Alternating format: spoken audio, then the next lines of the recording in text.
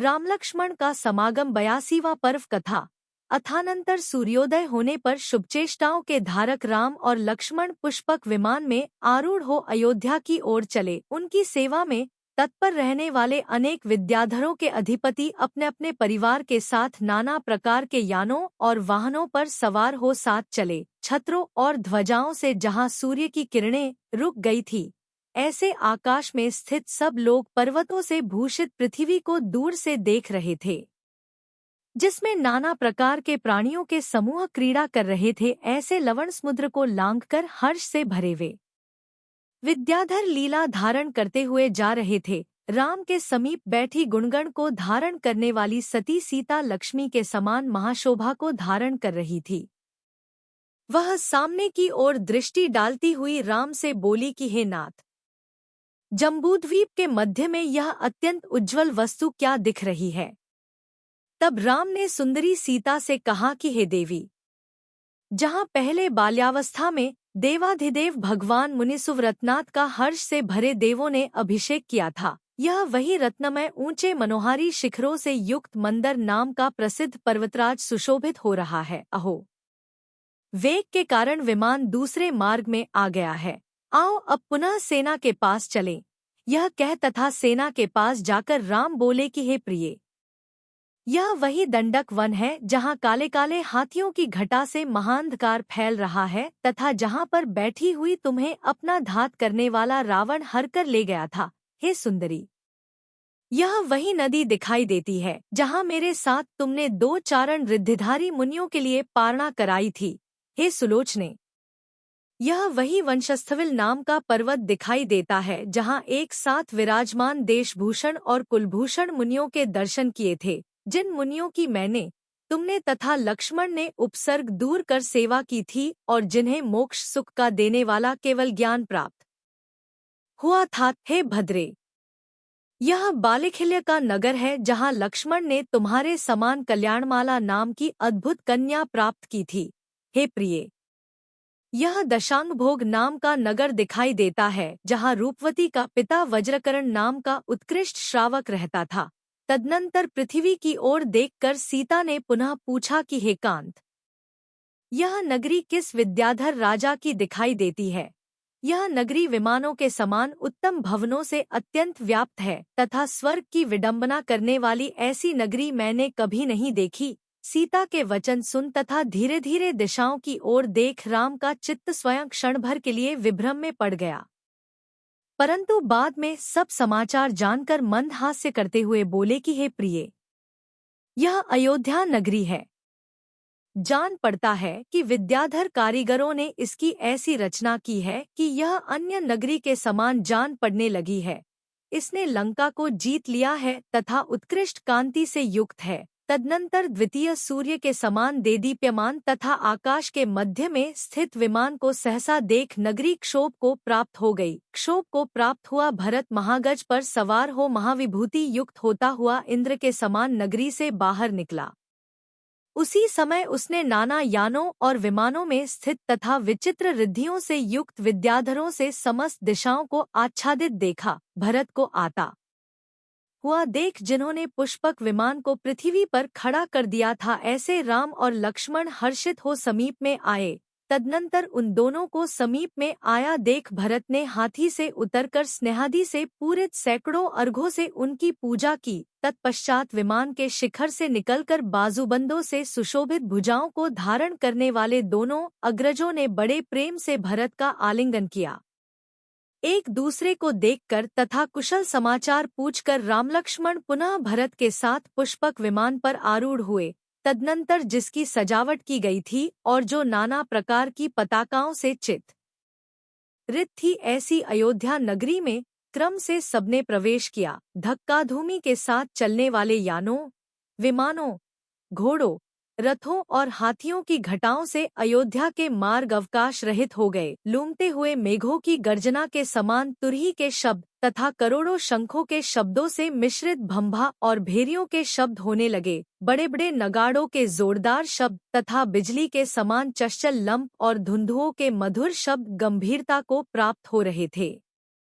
Hack नामक वादियों की हुकार से सहित झालर, अमलातक, हक्का और गुंजारटित नामक वादित्रों के महाशब्द, काहलों के अस्फुट एवं मधुर शब्द, निविड़ता को प्राप्त हुए हलहला के शब्द, अट्टहास के शब्द, घोड़े, हाथी, सिंह और व्याघ्रादि के शब्द, बांसुरी के स्वर से मिले हुए नाना प्रकार के संगीत के शब्द, भांडों के विशाल शब्द, बंदी जनों के विरत पाठ, सूर्य के समान तेजस्वी रथों की मनोहर चीत्कार, पृथ्वी के कंपन से उत्पन्न हुए शब्द और इन सब की करोड़ों प्रकार की प्रतिध्वनियों के शब्द सब एक साथ मिलकर विशाल शब्द कर रहे थे।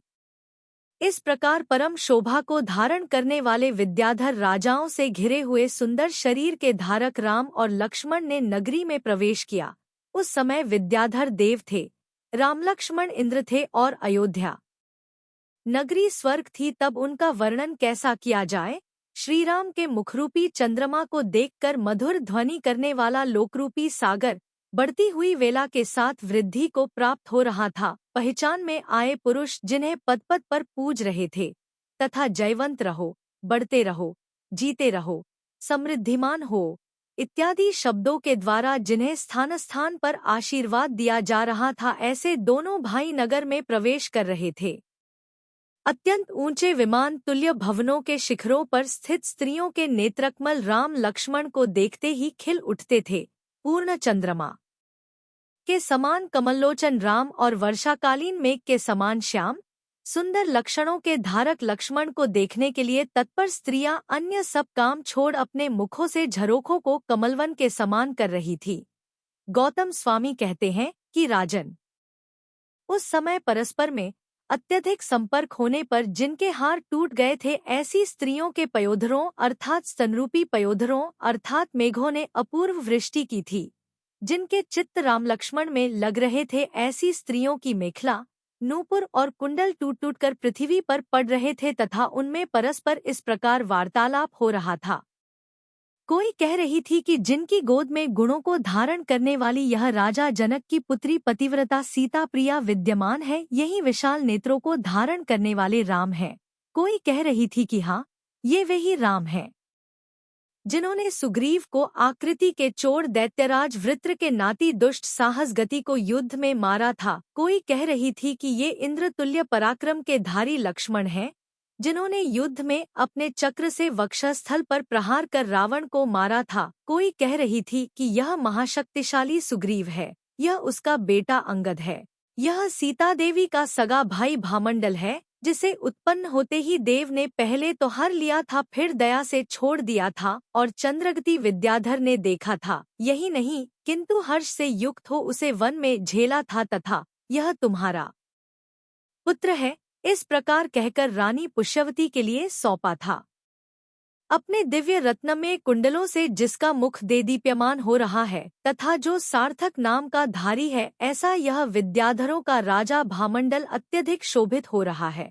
हे सखी, यह चंद्रोदर का लड़का श्रीमान विराधित है और यह वानर चिह्नित पताका को धारण करने वाला पवनंजय का पुत्र श्रीशैल हनुमान है। इस प्रकार आश्चर्य तथा संतोष को धारण करने वाली नगरवासिनी स्त्रियां जिन्हें देख रही थी, ऐसे उत्कट शोभा के धारक सब लोग राजभवन में पहुँचे। जब तक ये सब राजभवन में पहुँचे तब तक जो भवन के शिखर पर स्थित थीं, पुत्रों के प्रति स्नेह प्रकट करने में तैयार थी तथा जिनके स्तनों से दूध भर रहा था, ऐसी दोनों वीर माताएं ऊपर से उतरकर नीचे आ गई। महागुणों को धारण करने वाली तथा उत्तम शील से युक्त अपराजिता, कौशल्या, कैकेयी, सुमित्रा, केकया, भरत की माता और सुप्रजा, सुप्रभा, उत्तम चेष्टा को धारण करने वाली तथा मंगलाचार में निपुण ये चारों माताएं साथ साथ रामलक्ष्मण के समीप आई, मानो भवांतर में ही संयोग को प्राप्त हुई हों।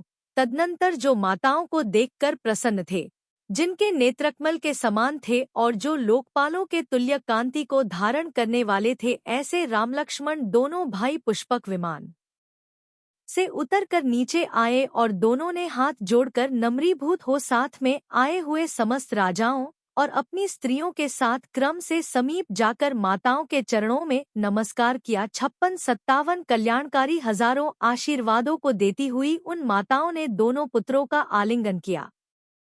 उस समय वे सब स्वसंवेद्य सुख को प्राप्त हो रही थी, अर्थात जो सुख उन्हें प्राप्त हुआ था उसका अनुभव उन्हीं को हो रहा था, अन्य लोग उसका वर्णन नहीं कर सकते थे। वे बार बार आलिंगन करती थी, फिर भी तृप्त नहीं होती थी।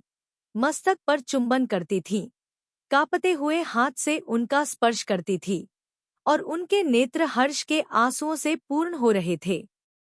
तदनंतर आसन पर आरूढ़ हो परस्पर का सुख दुख पूछकर वे सब परम धैर्य को प्राप्त हुई। गौतम स्वामी कहते हैं कि हे श्रेणिक, इनके जो हजारों मनोरथ पहले अनेकों बार गुणित होते रहते थे, वे अब पुण्य के प्रभाव से इच्छा से भी अधिक फलीभूत हुए। जो साधुओं की भक्त थी, उत्तम चित्त को धारण करने वाली थी, सैकड़ों पुत्रवधुओं से सहित थी तथा लक्ष्मी के वैभव को प्राप्त थी, ऐसी उन वीर माताओं ने वीर पुत्रों के प्रभाव और अपने पुण्योदय से लोकोत्तर महिमा तथा गौरव को प्राप्त किया।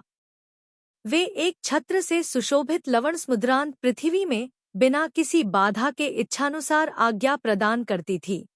गौतम स्वामी कहते हैं कि अत्यंत विशुद्ध बुद्धि को धारण करने वाला जो मनुष्य इस इष्ट समागम के प्रकरण को सुनता है अथवा पढ़ता है, वह इष्ट संपत्ति, पूर्ण आयु तथा उत्तम पुण्य को प्राप्त होता है। सद्बुद्धि मनुष्य का किया हुआ एक नियम भी अभ्युदय को प्राप्त हो सूर्य के समान उत्तम प्रकाश करता है। हे भव्यजनों, इस नियम को अवश्य करो। 66 इस प्रकार आर्ष नाम से प्रसिद्ध श्री रविशेणाचार्य द्वारा कथित पद्मपुराण में रामलक्ष्मण के समागम का वर्णन करने वाला 82वां पर्व समाप्त हुआ।